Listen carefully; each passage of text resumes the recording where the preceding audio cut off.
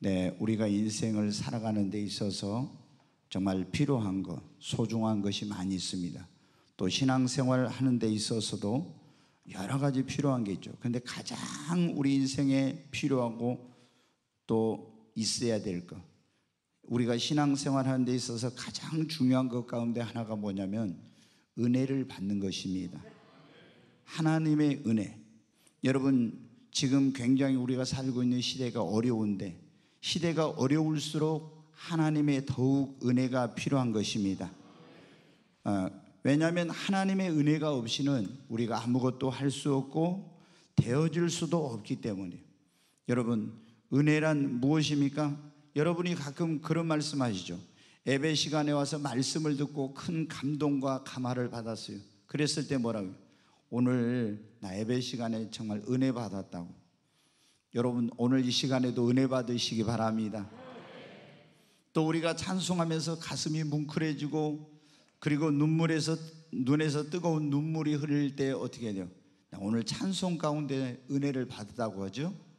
또 어떤 일을 하나님께서 도와주셔서 정말 이게 될까 말까 너무 가능성이 없는 그런 일이었는데 그런 일들이 이루어지는 거예요. 그랬을 때 하나님의 은혜라고. 네, 생활 속에서 좋은 일이 일어났을 때, 예를 들어 남편이 승진을 하게 됐어요. 자녀들이 요즘 취업하기 어려운데 취업이 됐습니다. 내가 지금 코로나 때문에 굉장히 어려운데도 사업이 잘 됩니다.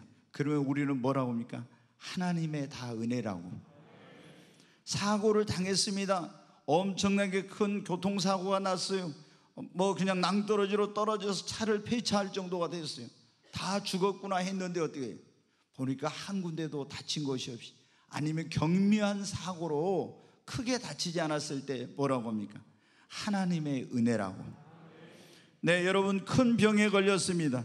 그런데 도저히 나을 것 같지 않았는데 다시 치료받고 건강이 회복되었을 때 사람들이 아니 어떻게 다시 건강해지셨어요? 하나님의 은혜로 회복되었습니다. 여러분, 기도를 통해서 소원하는 일이 이루어지고 응답을 받았을 때 하나님의 은혜라고 말합니다.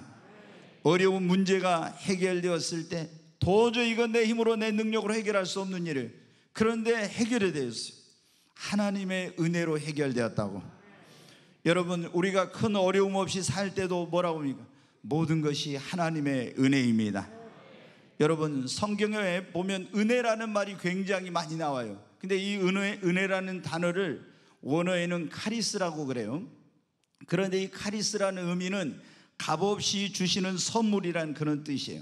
그러니까 이것이 자격 없는 자에게 값없이 베풀어 주신 하나님의 호의, 자격 없는, 받을 수 있는 자격이 없는 자에게 값없이 베풀어 주시는 하나님의 자비와 긍휼과 사랑과 그리고 축복과 도우심을 총칭해서 하는 말이 뭐냐면 이 하나님의 은혜라고 하는 것입니다. 여러분, 오늘 이 자리에 오신 여러분에게 하나님의 은혜가 있기를 바랍니다. 그러면 왜 우리에게 하나님의 은혜가 필요한가? 내 힘과 능력으로 살아갈 수 있는 것 같지만 우리는요, 사실은 하나님의 은혜가 없이는 한순간도 살아갈 수가 없어요. 여러분, 아무런 문제나 어려움이 없을 때 내가 노력하니까 내 힘으로 능력으로 살 수 있는 것 같죠? 근데 여러분, 올 여름에 굉장히 가물었잖아요. 어떤 곳에는 비가 또 너무 많이 졌잖아요. 그런데 비가 몇 개월만 안 와도 어떻게 합니까?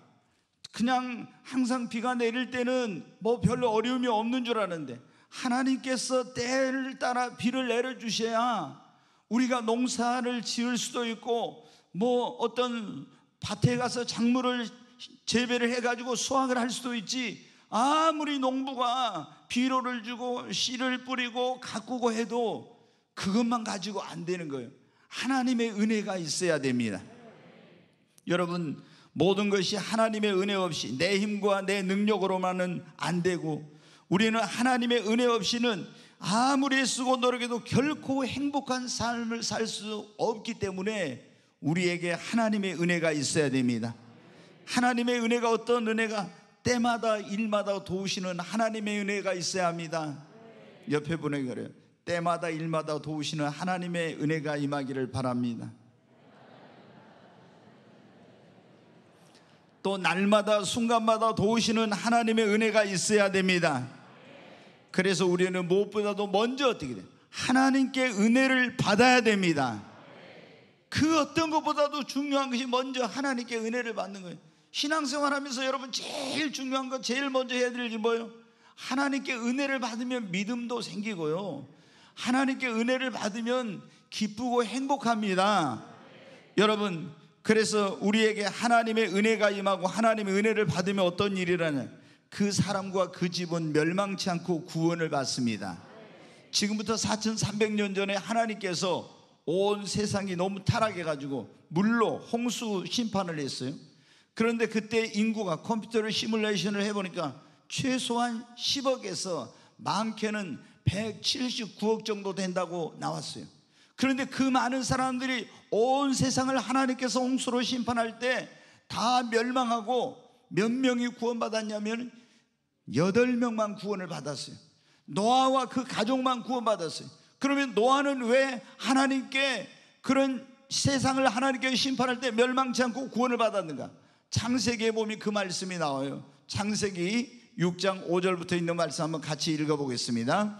여호와께서 사람의 죄악이 세상에 가득함과 그의 마음으로 생각하는 모든 계획이 항상 악할 뿐임을 보시고 땅 위에 사람 지으셨음을 한탄하사 마음에 근심하시고 이르시되 내가 창조한 사람을 내가 지면에서 쓸어버리되 사람으로부터 가축과 기는 것과 공중의 새까지 그러하리니 이는 내가 그것들을 지었음을 한탄함이니라 하시니라.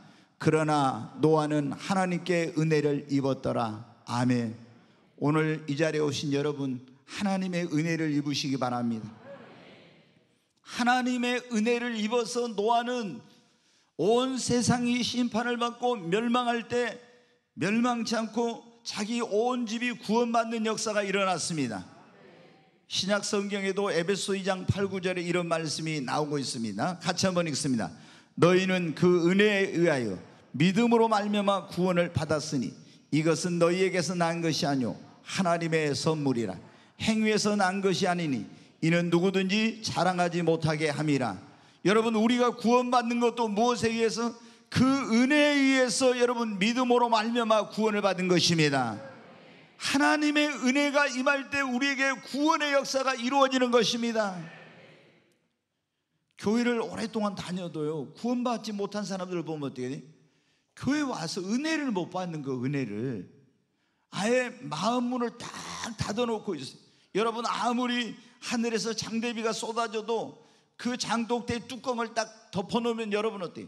거기 비 한 방울 안 들어가죠. 뚜껑을 확 열어놔야 거기에 비가 들어가잖아요.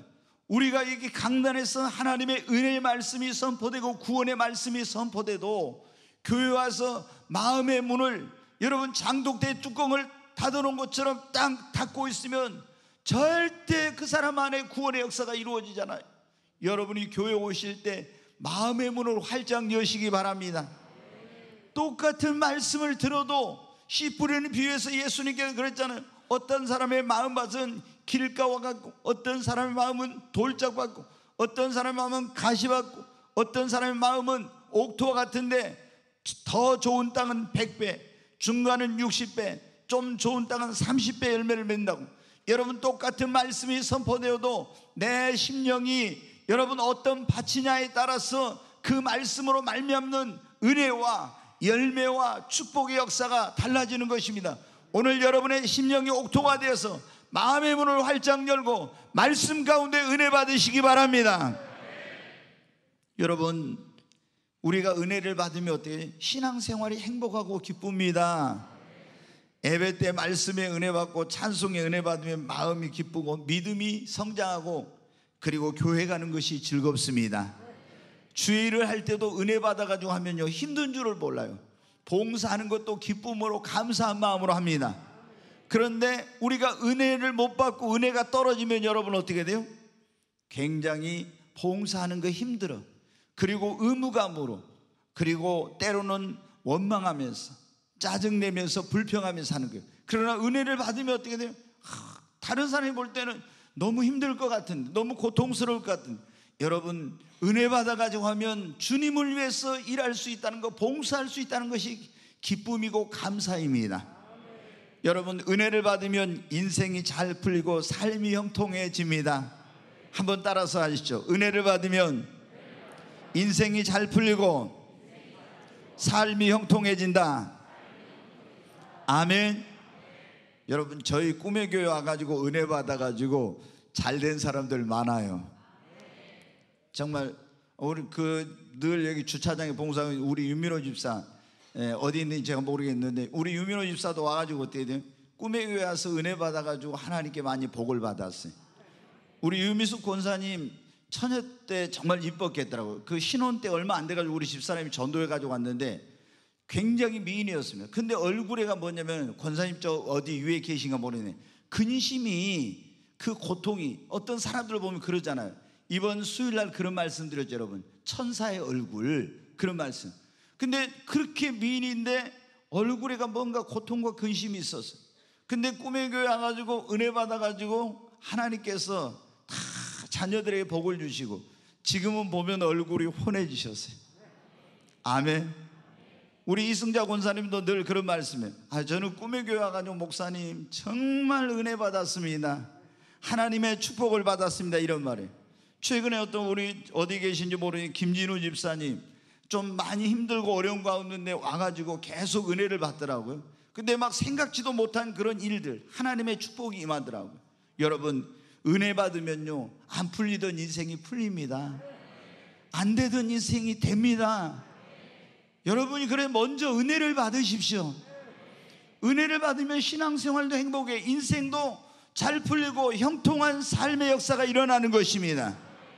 은혜를 받으면, 따라서 합니다. 은혜를 받으면 기적이 일어납니다. 내 힘으로 내 능력으로 해결할 수 없는 문제가 해결되는 기적이 일어납니다. 인간이 의학으로 고칠 수 없는 병이 치유되는 기적이 일어납니다. 은혜를 받고 나면요 놀라운 기적이 일어납니다.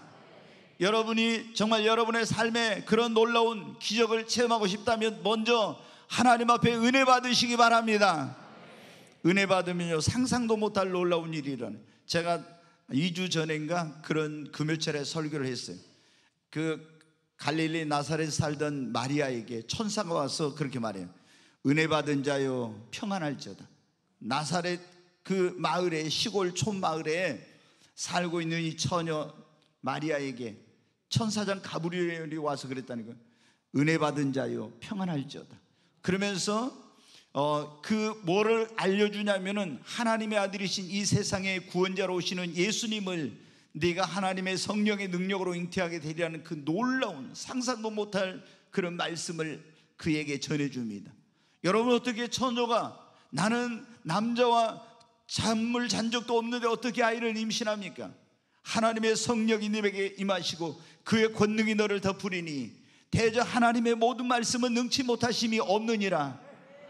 여러분, 그래서 처녀 마리아, 그 시골 촌에 살던 시골 처녀가 하나님께 은혜를 입으니까 여러분 어떻게 아기 예수님을 잉태하고 그리고 지금까지 인류 역사에 가장 복 있는 여인이 된 것입니다.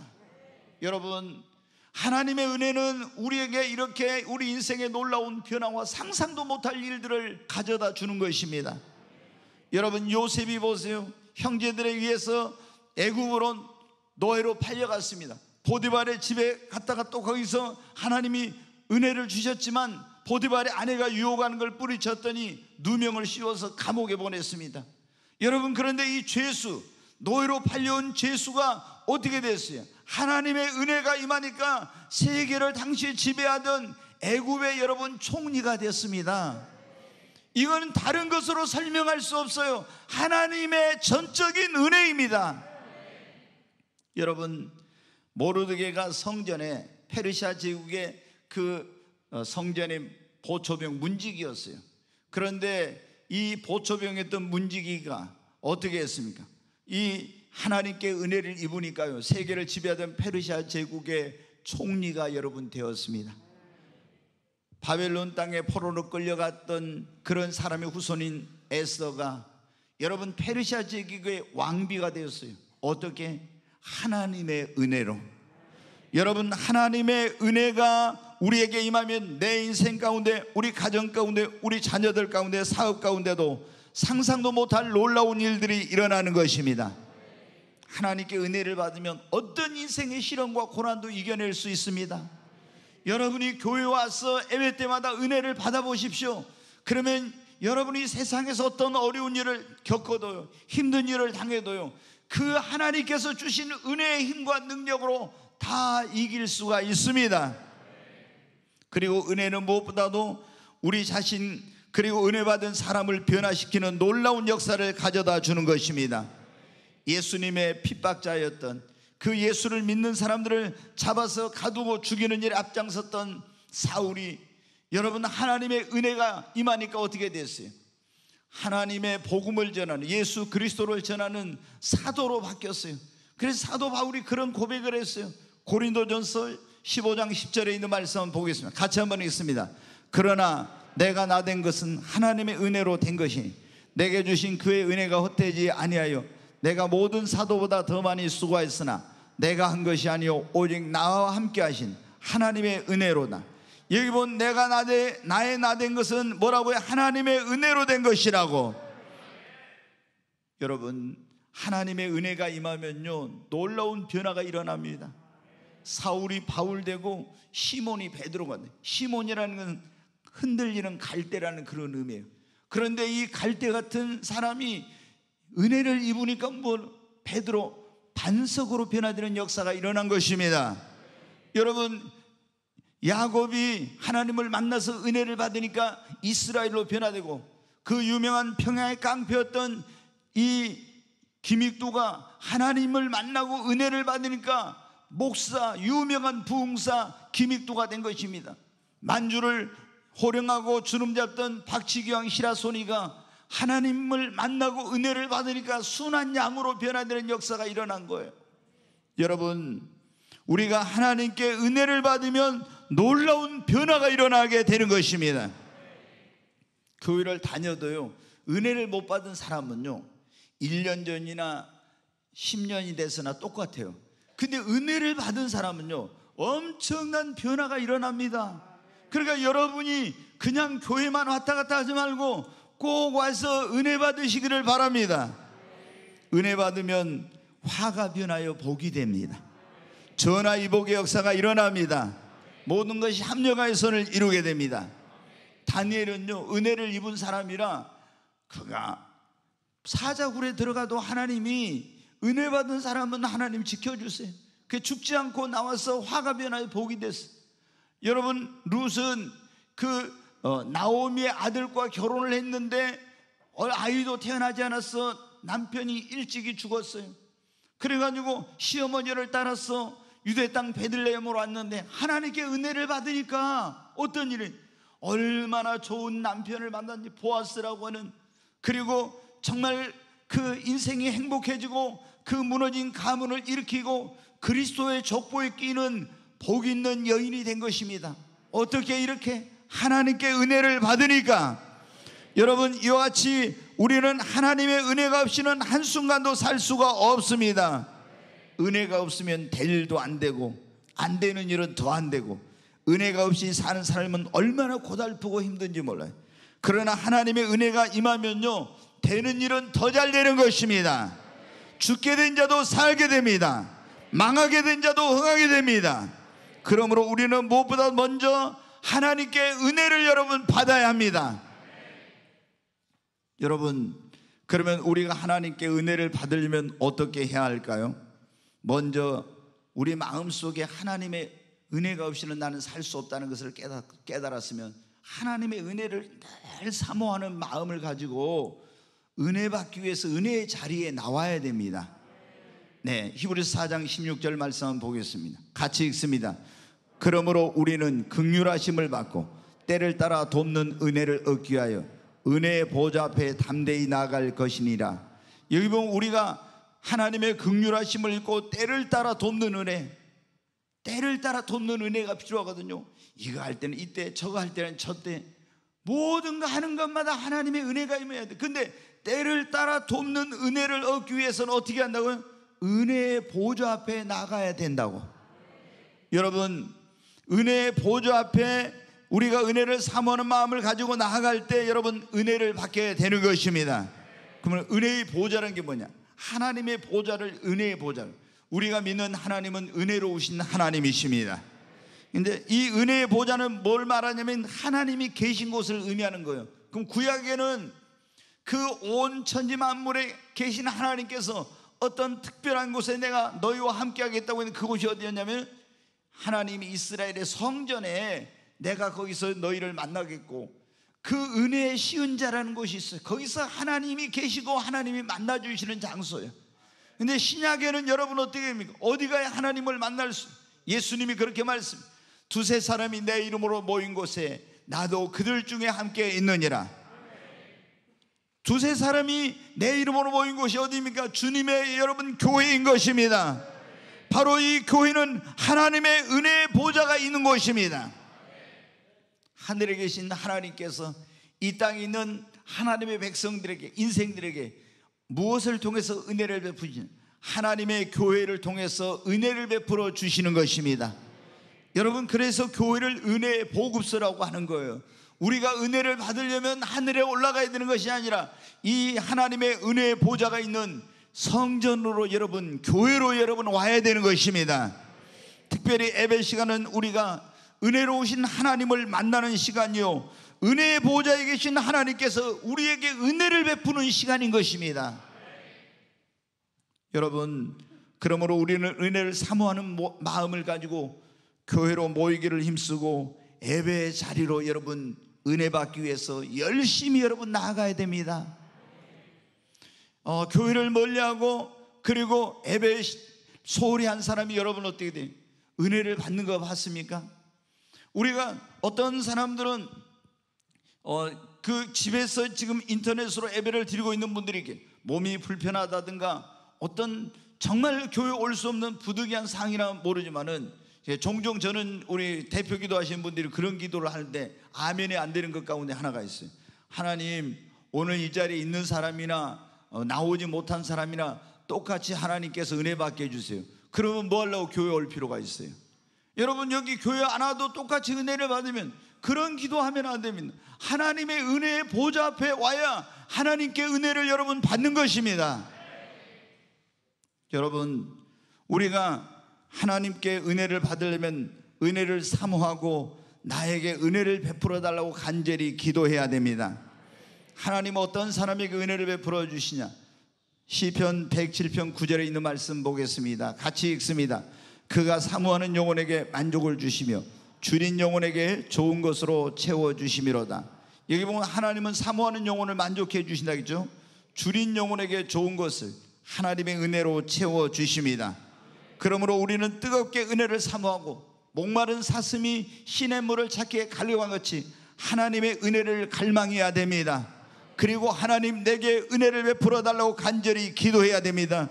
오 하나님, 나는 주님의 은혜가 없이는 살 수 없사오니 주여 내게 은혜를 베풀어 주시옵소서. 아직 교회를 다니는데 구원의 확신이 없는 그런 분들이 있습니까? 그러면 하나님, 내게 구원의 은혜를 베풀어 달라고 기도하시기 바랍니다. 여러분, 교회를 다니면서 성령을 뜨겁게 체험하는 성령의 은혜를 받기를 원합니까? 하나님, 내게 성령의 은혜를 부어 주시옵소서. 여러분이 교회에 와서 예배를 드리면서 말씀의 은혜 받기를 원합니까? 하나님, 내가 예배 때 말씀의 은혜를 받게 해 주시옵소서. 여러분 가운데 병든 분들이 있습니까? 하나님, 내게 치유의 은혜를 베풀어 주시옵소서. 치유의 은총이 임하면, 은혜가 임하면 여러분의 병든 몸이 치료되는 역사가 일어날 것입니다. 축복받기를 원하면 하나님, 내게도 축복의 은혜를 주시옵소서. 찬양의 은혜 받기를 원하면 하나님, 찬양할 때 내가 오늘 은혜 받게 하여 주시옵소서. 변화되기를 원하면 하나님, 나도 내 가정도 내 인생도 변화되는 변화의 은혜를 내려 주시옵소서. 그리고 범사의 때를 따라 돕는 은혜를 베풀어 달라고 기도하시기 바랍니다. 성경은 뭐라 했어요? 침노하는 자의 천국은 침노하는 자의 것이라고 했습니다. 야곱이 하나님께 은혜를 받기 위해 하나님의 사자를 붙들고 씨름하며 당신이 나를 축복하지 않으면, 당신이 내게 은혜를 베풀지 않으면 당신을 보내지 않겠다고 끈질기게 간절히 매어달린 것처럼 하나님, 제게도 은혜를 베풀어 주시옵소서. 치유의 은혜를, 구원의 은혜를, 성령의 은혜를, 축복의 은혜를, 하나님 말씀의 은혜를, 때를 따라 돕는 범사의 은혜를 내려달라고 여러분이 간절히 기도하시기 바랍니다. 하나님의 은혜를 정말 목마른 사슴이 시냇물을 그렇게 갈급해 하듯이, 그렇게 하나님의 은혜를 여러분이 갈급해 하면서 하나님께 은혜를 베풀어 달라고 하면요, 하나님이 은혜를 베풀어 주십니다. 저는 목회를 하면서 이제 제게 가장 필요한 게 무엇보다도 하나님의 성령의 은혜가 필요하다는 걸 알았어요. 내 힘으로 능력으로 목회는 도저히 할 수 없구나. 그래서 제가 하나님께 성령의 은혜를 베풀어 달라고요 계속 기도했어요. 수많은 날 동안 금식하며 기도하고, 그리고 이제 90 몇 년도에는 양을산에 있는 기도원에 올라가서 밤 11시부터, 어떤 때는 밤 12시부터 올라가서 새벽 4시까지 하나님, 저는 하나님의 은혜가 없이는 주의를 감당할 수 없사오니 하나님께서 내게 성령의 은혜를 부어달라고 기도했습니다. 그랬는데 98년 7월 24일 하늘이 열리고 하나님께서 제게 성령의 은혜를 베풀어 주셨어요. 그리고 그 다음부터 하나님의 성령의 은혜가 임하니까 목회는 힘들지 않고, 그리고 여러분 기쁨이 되었고, 목회는 쉽게 되었습니다. 그 전에는 내 의지와 내 힘과 내 노력으로 하려고 하니까 얼마나 목회가 무거운 짐이었는지 모릅니다. 여러분, 그러나 하나님의 성령의 은혜가 임하고 나니까요, 그때부터 달라진 거예요. 여러분, 우리가 아무리 축복을 받으려고 해도 하나님의 은혜가 임하지 않으면 안 되는 거예요. 여러분, 우리 가정에도, 우리 사업에도, 우리 자녀들에게도 뭐를 구해야 되겠습니까? 먼저 하나님의 은혜를 내려달라고 기도해야 됩니다. 여러분, 우리 자녀들에게 하나님의 은혜가 임해봐요. 그러면 이 자녀들의 삶이 잘 풀립니다. 형통합니다. 어디를 가든지 하나님께서 놀라운 일을 행하십니다. 그렇게 안 되던 사업에도 하나님의 은혜가 임하면 새로운 사업의 문이 열리게 되고 축복의 역사가 일어나게 되는 것입니다.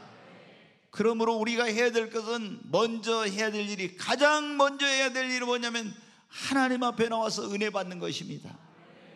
그런 은혜 받으려면 어떻게? 은혜를 사모하며 은혜의 자리에 나와야 된다고. 여러분, 예수님의 그 12 제자 가운데 도마가 있잖아요. 예수님이 부활해가지고 왔는데 부활하신 예수님이 제자들이 있는 곳에 나타났어요. 그날 벌벌 떨고 있던 제자들은 부활하신 예수님을 만나서 은혜를 받았어요. 그래가지고 그들의 불안과 염려가 다 사라지고 기쁨으로 충만하게 되었습니다. 그런데 그 있어야 될 자리에 없었던 도마는 여전히 회의와 의심과 두려움 속에서 벌벌 떨고 여러분 있었습니다. 왜? 은혜 받을 자리에 있어야 되는데 그 자리에 없었기 때문에 그렇게 된 거예요. 여러분은 항상 은혜의 자리에 빠지지 마시기를 바랍니다. 은혜를 사모하고 은혜를 베풀어 달라고 기도하는 사람에게 하나님은 은혜를 베풀어 주십니다. 그리고 우리가 은혜를 받으려면요, 은혜가 되는데 방해가 되고 또 걸림돌이 되는 이런 막힌 것들이 없어야 돼요. 하나님은 우리에게 은혜를 주시려고 하는데, 어떤 사람은 은혜를 사모하는데도 은혜를 못 받는 사람들이 있어요. 왜 그러냐? 하나님과 사이에 막힌 것이 있으니까 그런 거예요. 자, 야고보서 1장 17절 말씀 보겠습니다. 같이 읽습니다. 온갖 좋은 은사와 온전한 선물이 다 위로부터 빛들의 아버지께로부터 내려오나니 그는 변함도 없으시고 회전하는 그림자도 없으시니라. 여기 보면 온전한 좋은 은사, 온전한 좋은 은사는 선물을 말하는, 또 온전한 좋은 은사와 선물이 다 여기 어디로부터 온다고요? 빛들의 아버지, 위로부터, 빛들의 아버지 하나님께로부터 온다는 것입니다. 그런데 어떤 사람은 은혜를 사모하는데도 은혜를 못 받아. 은혜를 베풀어 달라는데도 기도하는데도 은혜를 못 받아. 왜 그러냐? 또 어떤 사람은 은혜를 받다가 어느 순간부터 그 사람이 이제 은혜를 못 받는 그런 사람들이 있어요. 왜 그래요? 하나님과 사이에 뭔가 막힌 것이 있을 때 그런 거예요. 에레미야 5장 25절 말씀 한 절 보겠습니다. 같이 읽습니다. 너희 허물이 이러한 일들을 물리쳤고 너희 죄가 너희에게 오는 좋은 것을 막았느니라. 여기 보면 우리가 하나님 앞에 죄가 있게 되면 그 죄가 하나님 빛들의 아버지신 하나님께로부터 온전한 좋은 모든 은사와 선물이 온다고 했는, 은혜가 온다고 했네. 죄가 그것을 딱 가로막아버리는 거예요. 그래서 기도해도 내가 죄를 짓고 불순종하고 그걸 회개치 않으면 하나님과 나 사이에 그것이 담이 되고 막혀가지고 은혜의 통로가 막혀버려서 기도해도 하나님의 은혜가 임하지 않는 거예요. 우리가 여러분 어떻게 돼요? 하나님의 은혜를 받으려면요, 내 삶에 합당하지 못한 것이 있으면 즉시 회개하고 하나님 앞에 불순종한 것이 있으면 회개를 해야 됩니다. 그래야 하나님과 우리 사이에 막힌 것이 없고 하나님께 은혜를 구할 때 은혜를 받을 수가 있습니다. 이스라엘 백성들이 하나님과 막힌 것이 없을 때는요, 때를 따라 돕는 하나님의 은혜가 임했어요. 근데 그들이 우상 숭배하고 범죄하고 하나님의 잘못된 삶을 살 때는 어때요? 딱 은혜의 문이 닫혀버려. 그러면 하늘 문이 닫히고 은혜의 문이 닫히면요, 아무리 가서 그때 그들이 이 목축업을 하는데 해도 안 돼요. 농사를 지어도 안 돼요. 왜? 은혜의 문이 닫혀버리니까 하늘이 노시 돼가지고 아무리 애쓰고 노력해도 안 되는 거예요. 근데 하나님께서 그들이 우상을 때려 부시고 회개하고 나면은 다시 은혜의 문을, 하늘 문을 열어가지고 때를 따라 돕는 은혜를 주시니까 다시 놀라운 역사가 일어난 것입니다.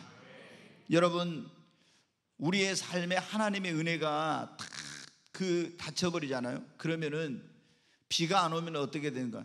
지난번에 그랬지 않습니까? 막 논바닥이 다 갈라지고 이렇게 되듯이 하나님의 은혜가 우리의 심령에 내리자면 우리 심령이요, 이 메마른 논바닥같이 그렇게 되는 거예요. 그리고 얼마나 내 영혼이 갈급하고 목마르고 타들어가는지 몰라요. 너무너무 여러분이 힘들어. 내 삶도 그렇게 힘들어지는 거예요. 그러니까 여러분은 하나님과 나 사이에 항상 막힌 것이 없어야 됩니다. 우리가 하나님의 은혜를 받으려면요, 또 뭐냐면 하나님과 나 사이뿐만 아니라 인간관계, 사람과의 관계에서 막힌 것이 없어야 돼요. 어떤 분들은 보면 이 성도와의 사이, 또 이웃 간의 관계, 목회자와의 관계, 동료와의 관계, 또는 남편과 아내와의 관계, 이런 관계들이 막혀 있는 경우가 있어요. 그러면 여러분이 하나님께 은혜 받지 못합니다. 자, 마태복음 18장 18절 말씀 한번 보겠습니다. 같이 읽습니다.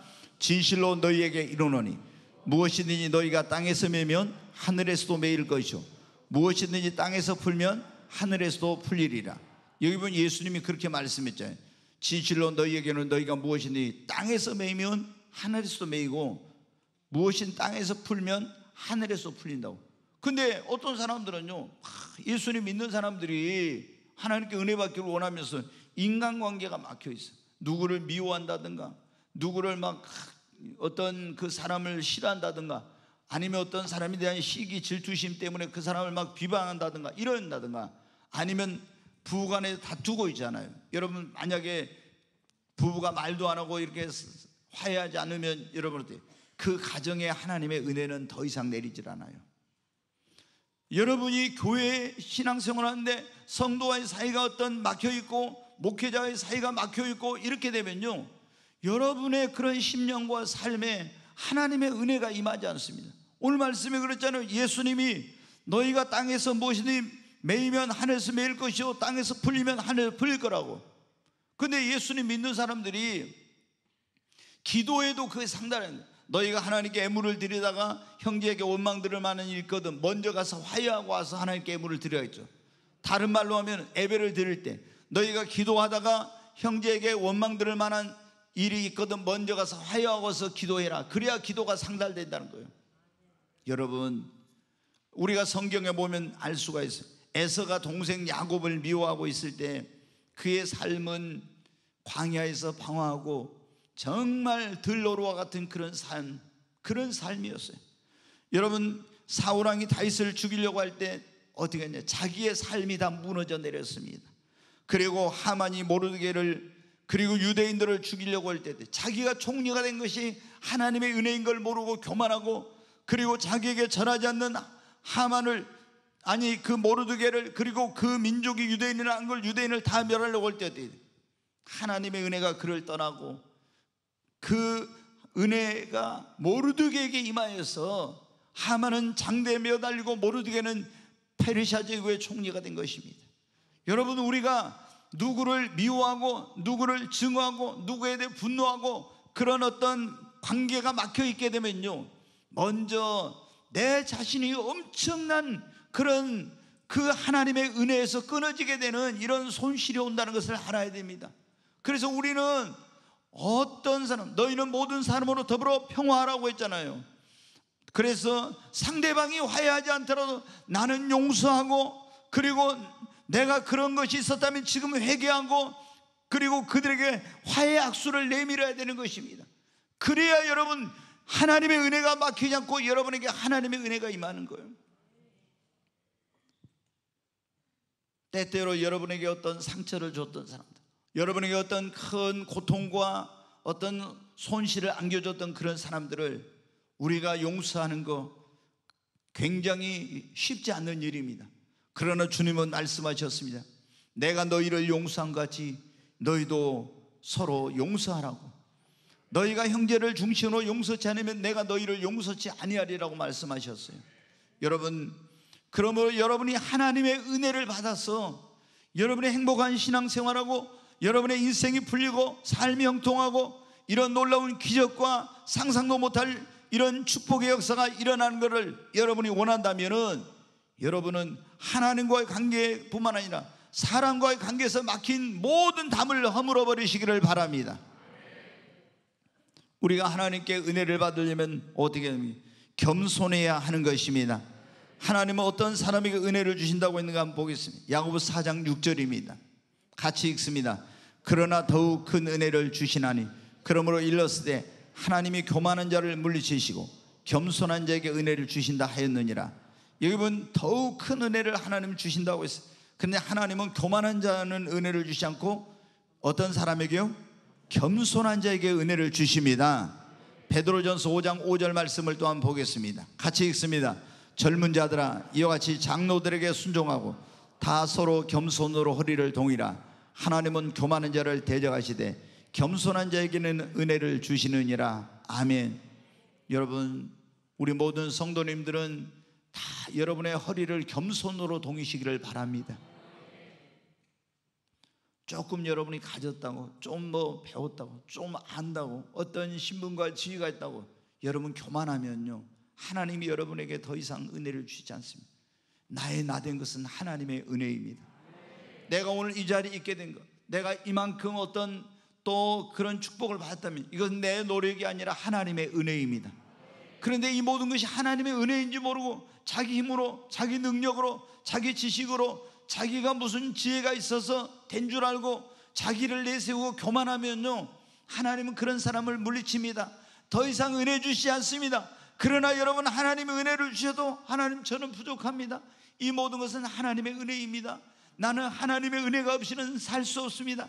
늘 자신의 연약함과 부족함을 깨닫고 하나님 앞에 나가서 엎드리며, 그리고 하나님의 이름만을 높이면서 겸손한 자에게 하나님은 은혜 위에 은혜를 주십니다.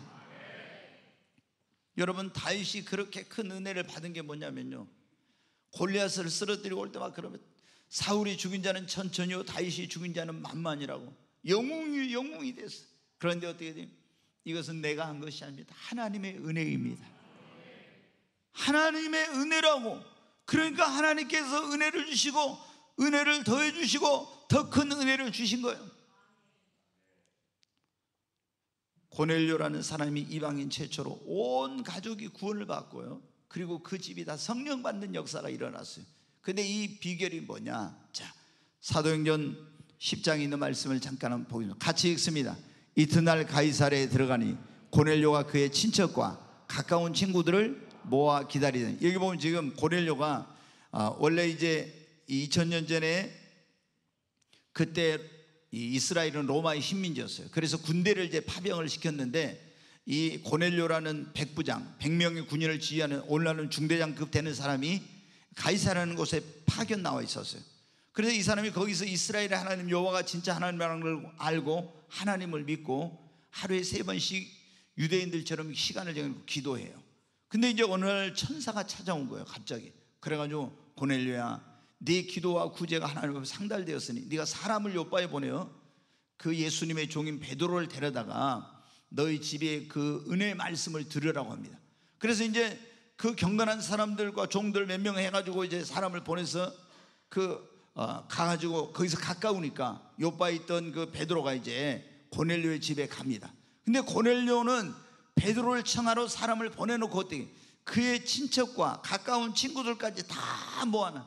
자기만 은혜 받으면 안 되고 어떻게 자기 온 집이 자기 친척과 자기 친구들까지도 다 은혜 받아서 구원받아야 되겠다, 이래가지고 다 모은 거예요. 여러분 이번 부흥성에도 여러분만 오지 말고 우리 셀 리더님들은 전부 다 여러분 셀원들을 모시고 와서 다 함께 은혜 받으시기 바랍니다. 여러분 우리 성도님들, 여러분의 자녀들, 여러분의 친구들, 가까운 사람들 다 데리고 와서 함께 은혜 받으시기 바랍니다. 이거 말하면 오늘날로 말하면 나만 구원받고 나만 은혜 받으면 안 되니까 우리가 우리 주변에 있는 내 가족들 가운데 예수님 모르는 사람이 있으면 내 친척들 가운데, 내 형제들 가운데, 내 이웃들 가운데, 친구들 가운데 예수님 모르는 사람이 있으면 다 은혜 받는 자리로 여러분 데리고 와야 되는 것입니다. 고넬료는 그렇게 했어요. 다 그의 친척과 가까운 친구들까지도 다 데리고 왔다 했잖아. 모아서 지금 뭐요? 은혜 받기 위해서 기도하고 베드로를 기다리고 있어요. 지금 준비해 놓고. 자, 그 25절 보겠습니다. 같이 읽습니다.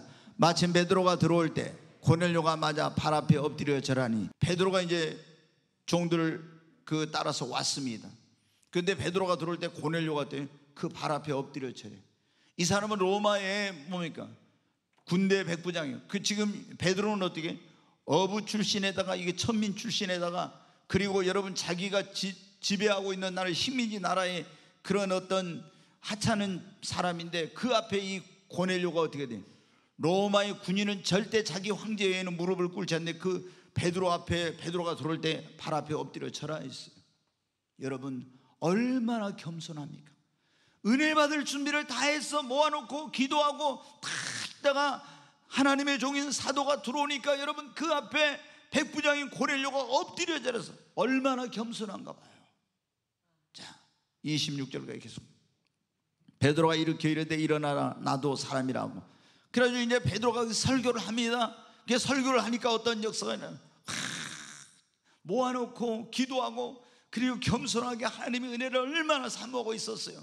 그랬더니 설교를 시작하는데 설교를 시작한 지 얼마 되지 않아서 어떤 일이 일어나요. 자, 다음 말씀 보여주세요. 같이 읽습니다.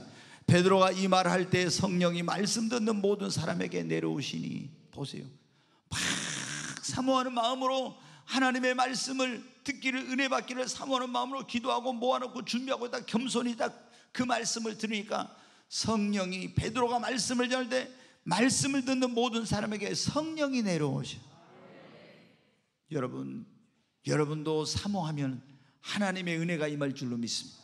성령 임하실 줄로 믿습니다. 자, 계속 보겠습니다. 같이.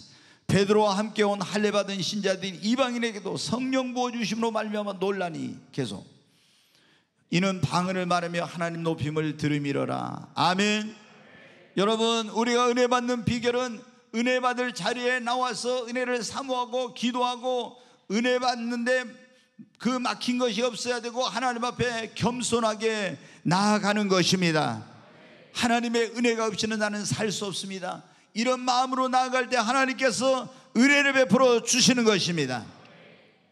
이제 한 가지만 말씀을 드리고 마치겠습니다. 우리가 하나님께 은혜 받는 비결은요, 하나님께 감사할 때 하나님께서 은혜를 베풀어 주십니다. 여러분 하나님이 베풀어 주신 은혜에 대해서 감사하면, 나의 모든 것은 하나님의 은혜입니다, 이 모든 것, 어떤 좋은 일이 있어요. 어떻게 됐어요? 그러면 어떻게, 정말 팍 가서 이렇게 한 대 쥐어받고 싶은 사람이, 저놈이 나를 닮아갖고 머리가 좋아서 어디 취직시험이나 뭐 어디 이런 데 합격했어요. 그러면 지금 아버지가 머리가 좋잖아요, 뭐 이래. 뭐라고 해야 돼요?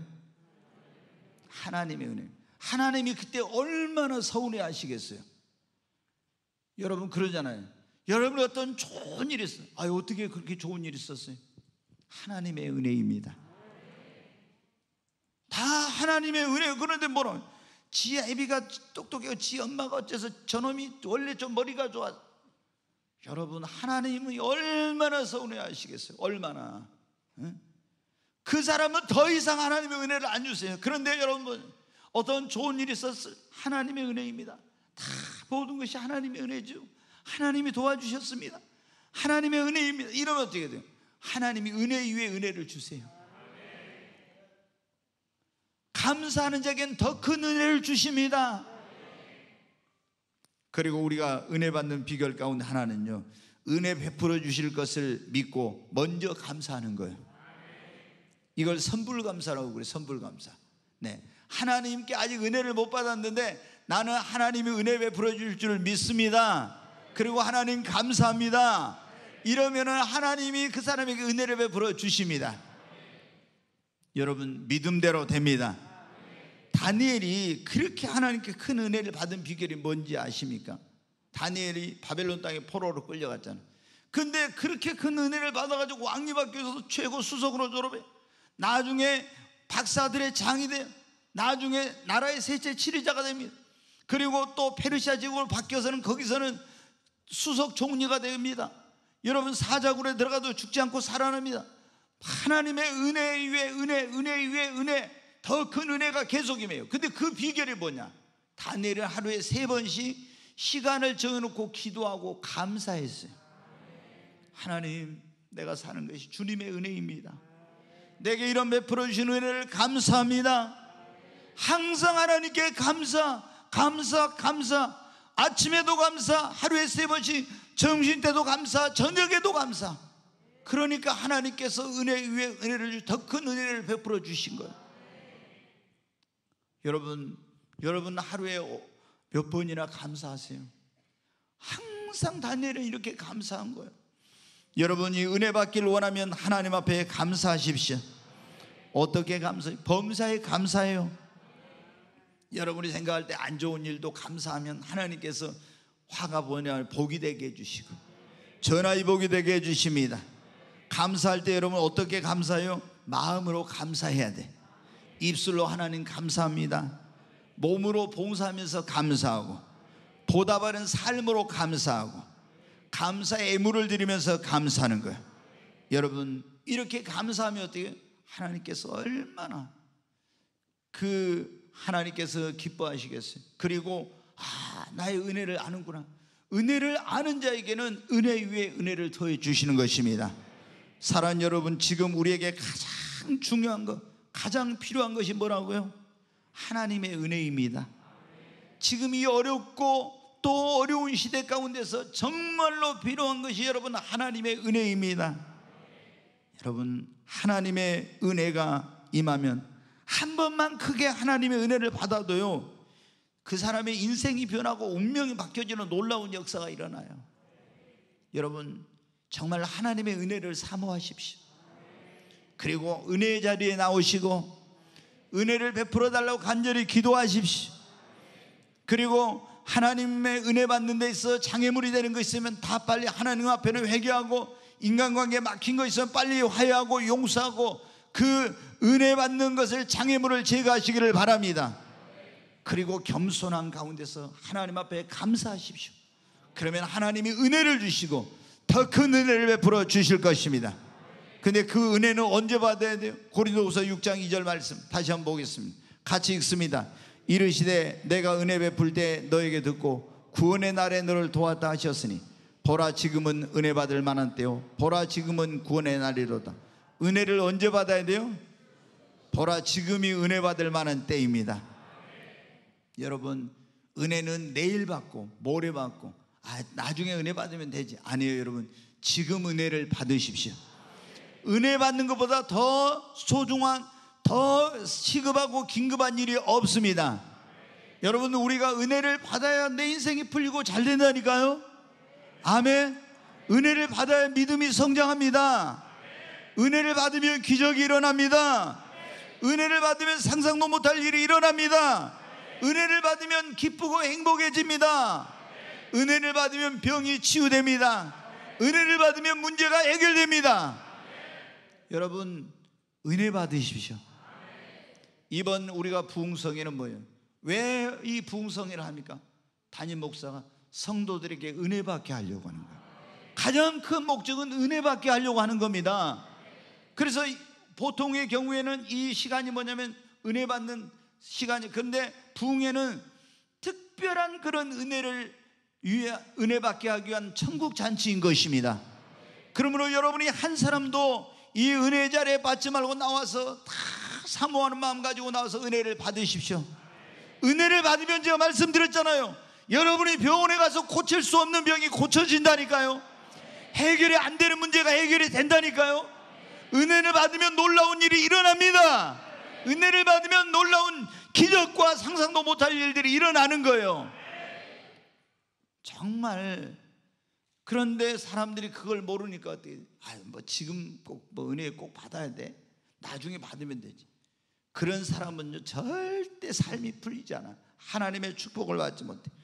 여러분이 오늘 말씀 보라, 지금은 은혜 받을 만한데, 우리가 지금 은혜의 시대에 살고 있는데 이 은혜 자리에 나와서 여러분이 사모하고 기도하심으로 다 은혜 받으십시오. 가능하면 부흥회 때 우리가 오전 10시에 있으면 한 30분이라도 먼저 나와서 은혜를 사모하고 기도하십시오. 저녁에도 오늘 저녁부터인데 7시 30분인데 좀 일찍 오세요. 그래서 여러분이 막 사모하면서 하나님께 기도하면 주님이 은혜 주실 줄로 믿습니다. 은혜가 여러분 답입니다.